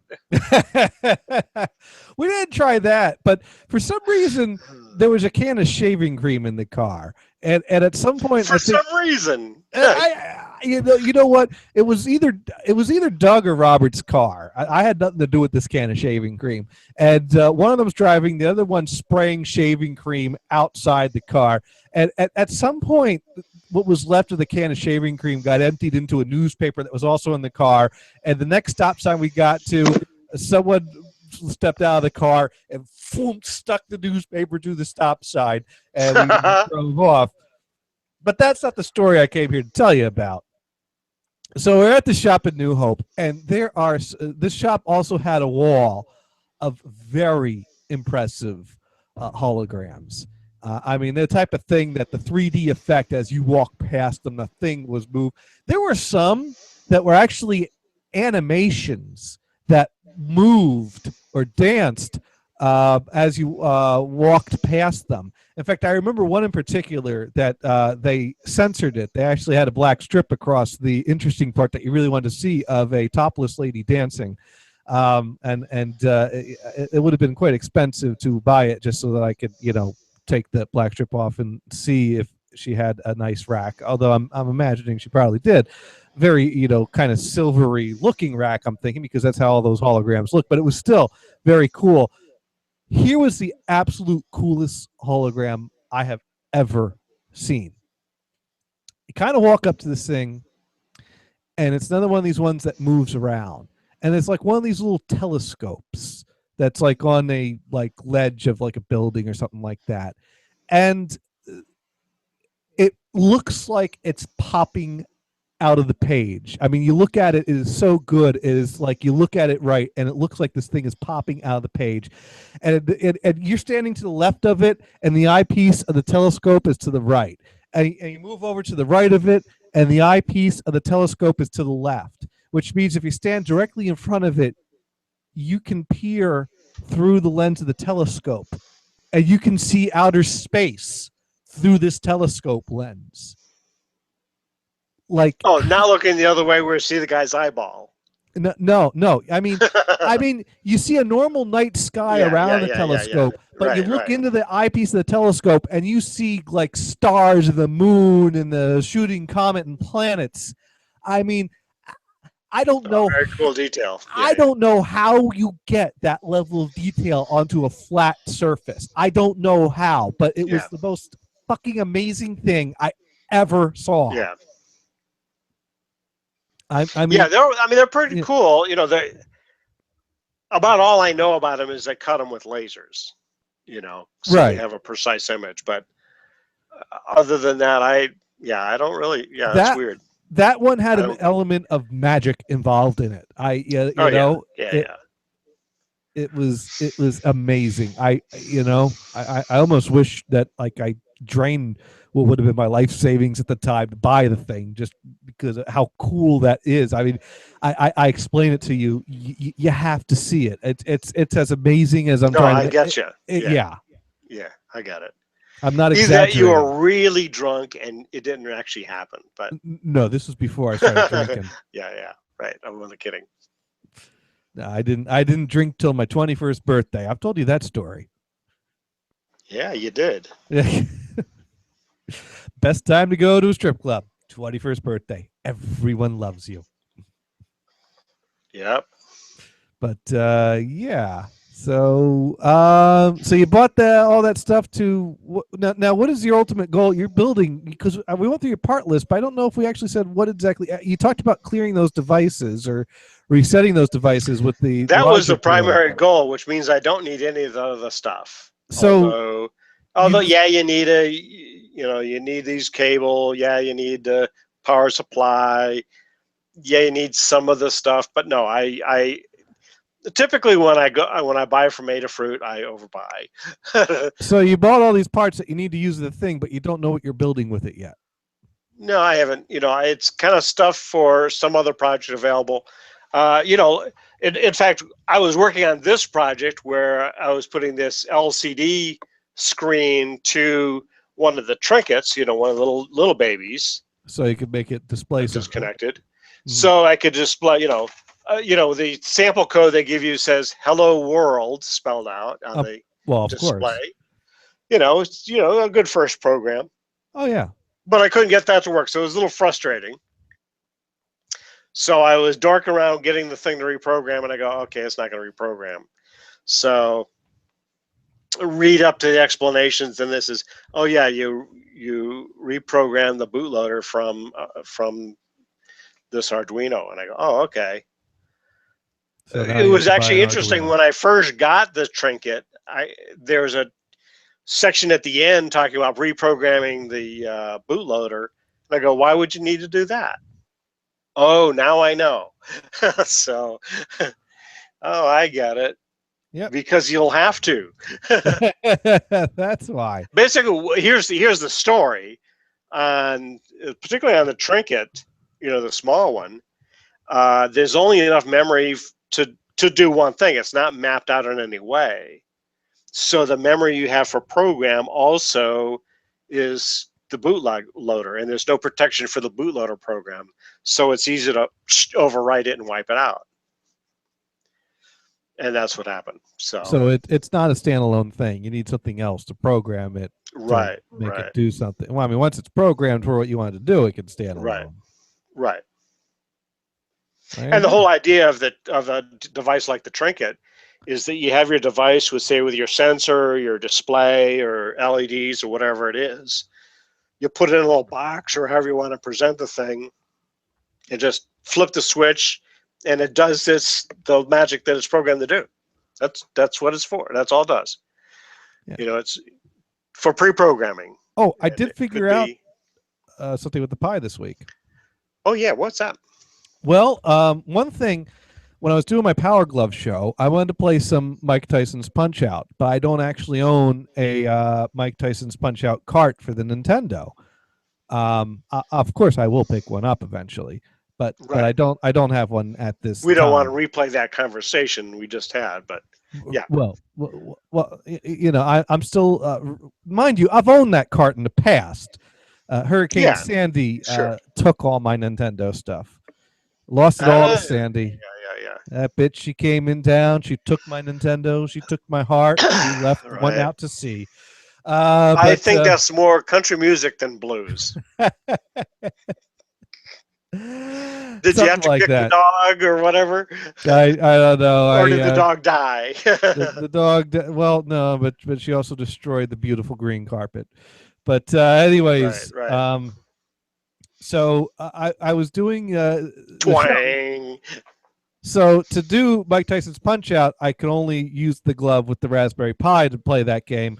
And now the Power Glove, of course, connects to a box that also connects to these sensors that you mount on the TV. That to mount it on a modern TV is a little tricky because it wasn't designed for a modern TV.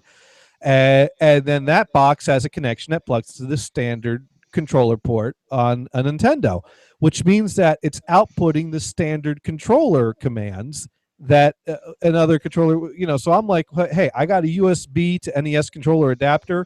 This thing outputs up, down, left, right, A, B, select, start. I plug this thing in. I'm golden. I can totally use this with an emulator.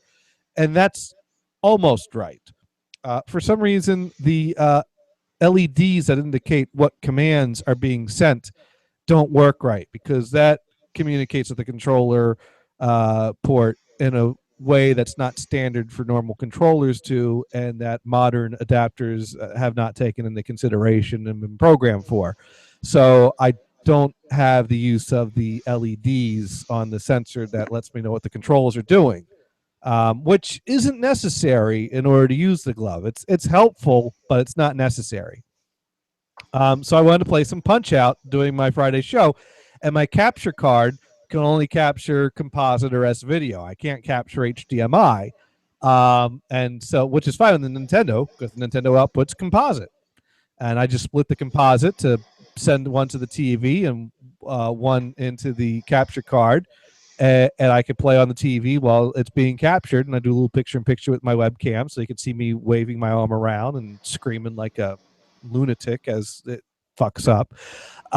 And so I'm like, well, now what am I going to do for the Raspberry Pi? And I did a little research because I do have the HDMI to composite adapter, but I found an instruction that says set up your Raspberry Pi with the keyboard and monitor, make sure they're correctly set up. Let's see, power it on, make sure the TV's on. Power Raspberry Pi, and when you see the red LED is on, hold down the shift key until the red LED stops flickering on the Raspberry Pi. Now here's the thing, if you wait long enough, the green LED is going to flicker again. It never completely stops. So I waited like 10 minutes. Now if you don't see anything on the display, then try pressing the 1, 2, 3, 4 keys on the keyboard one by one. 1 selects output to HDMI, 2 selects safe HDMI, 3 composite PAL, 4 composite NTSC. So really 4 is what I wanted to press. So I did the whole hold down the shift when the LED was on, and I waited until I didn't see the green blink for a while, and then I let go and I pressed 4.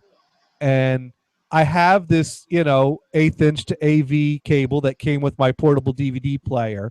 So it's got, an extra band on the 1/8 inch cord because it's outputting not just audio, but audio and video. And I hooked up the yellow, no video.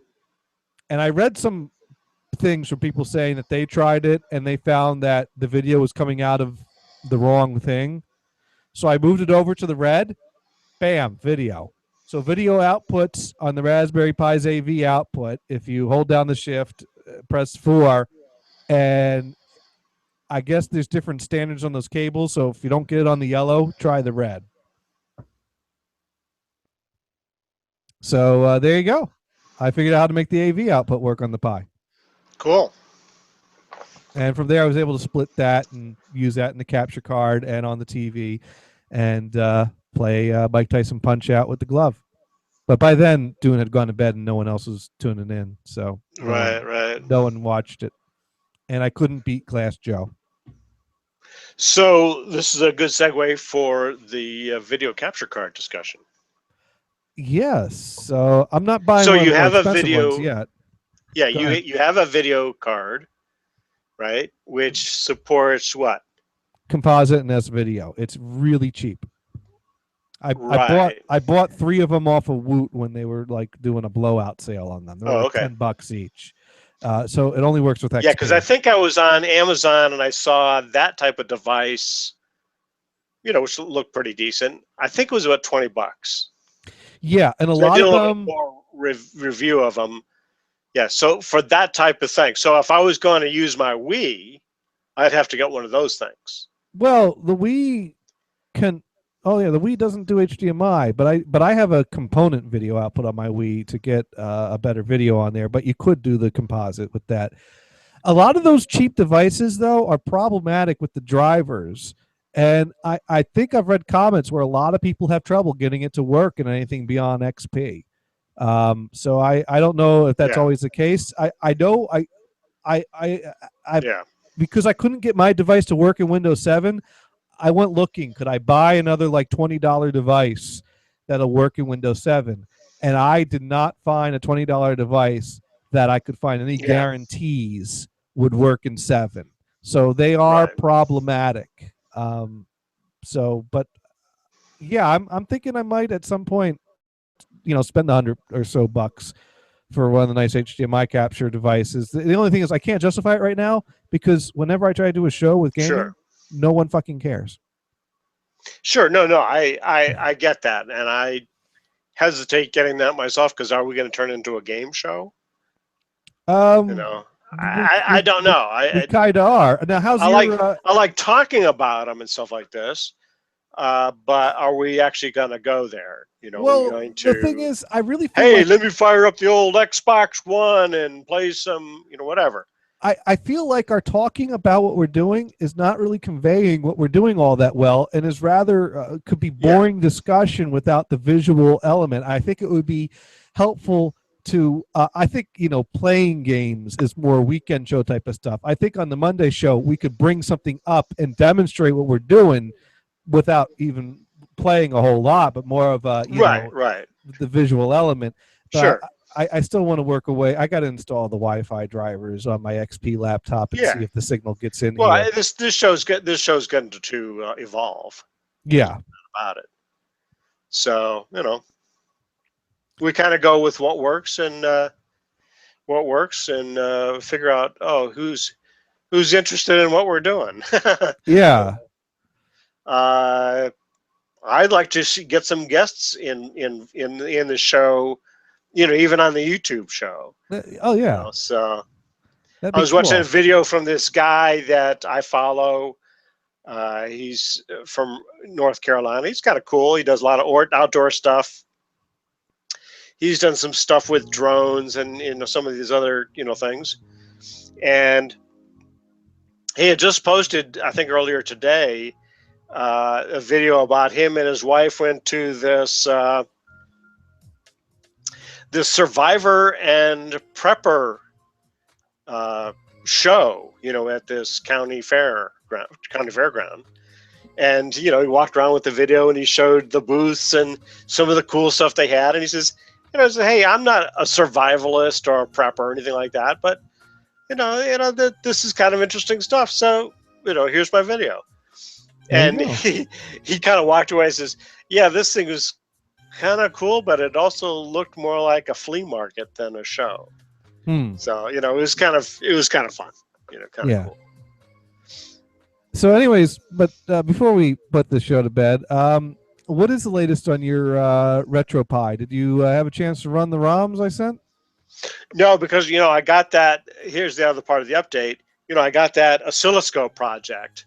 Right. And I put in probably a few hours to start, checking out the resistors and mounting the resistors to the board.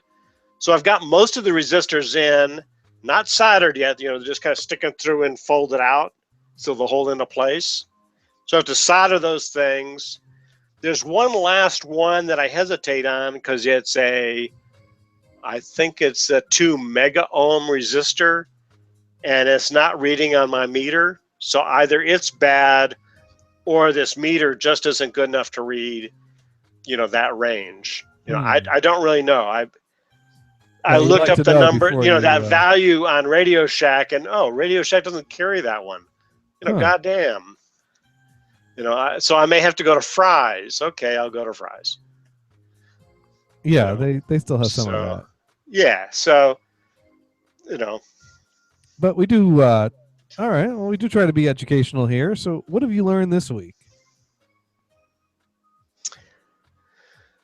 Oh, I learned a little bit more about some video capturing and whatever.